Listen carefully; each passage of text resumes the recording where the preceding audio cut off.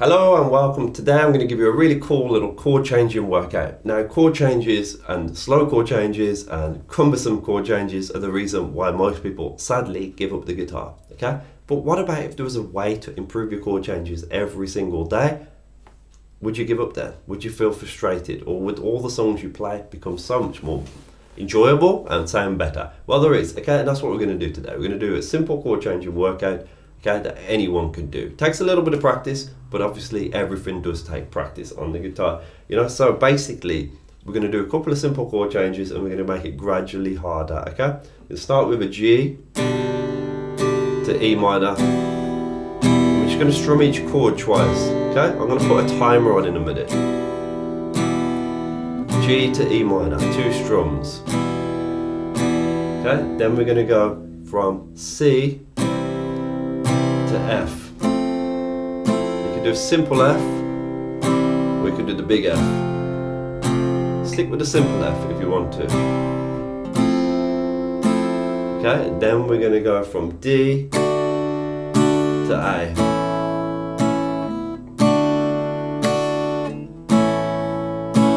Okay, and finally we're going to go from B minor to G.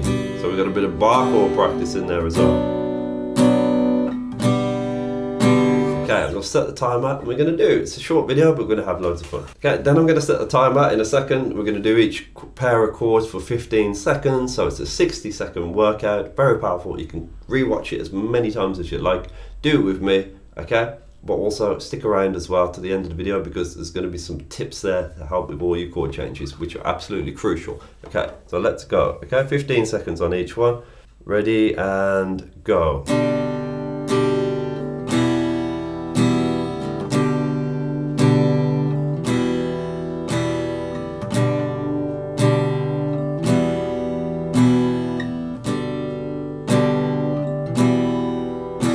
C to F.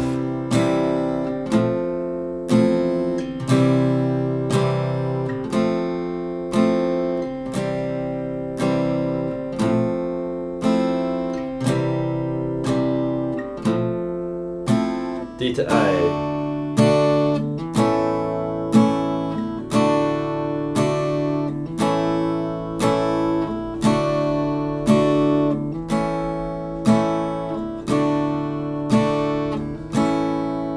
B minor to G.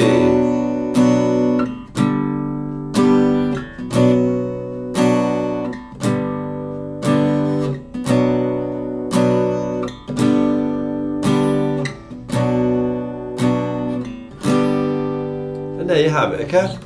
Fun little workout. I think we went a couple of seconds over a minute there. Does not matter, okay? Really, it's just we wanted to do 4 loops of each one. If it's 60 seconds exactly, it's great. Okay, but how did you get on? Did it make sense why we did that? Was it a struggle? Was there any that were really hard? Okay, I'm going to take you through a few little tips now to help you with chord changes, because if you don't get your chord changes good, you're going to struggle to play a lot of songs, particularly like strumming songs or even like finger picking songs, okay? Or songs where you need the voice to accompany the guitar for, to be a song, where the guitar is accompanying. Normally you're playing big chords, so you need to get chord changes sorted, but it's important for all of you playing. Okay, so your G to E minor. What you can do is leave your index finger on at 2 of the A string for both. Okay, I've got my G chord there, and then index finger is fret 2 of the A string. I'm switching into E minor, where I've got middle finger fret 2 of the D string as well. Okay, and you keep that finger on, try and land all your other fingers at the same time.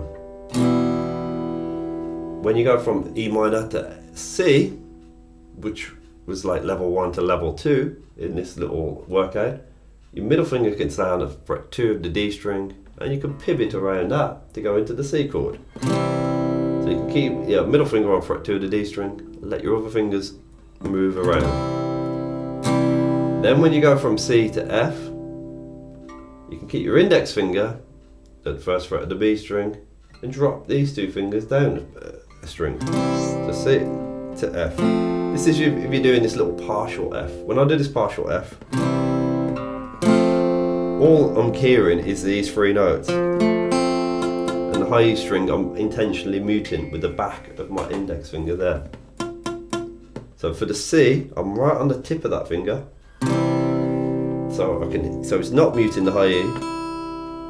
Then when I go to the F, I keep that finger where it is, that index finger, bring the other two down, and then rock back that index slightly. And it kills off that high E. Very subtle, very tricky.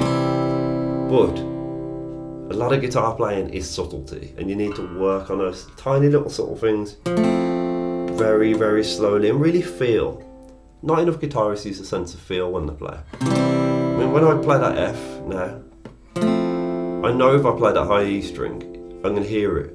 It's going to be open. I know that because I can't feel the string touching the back of my finger.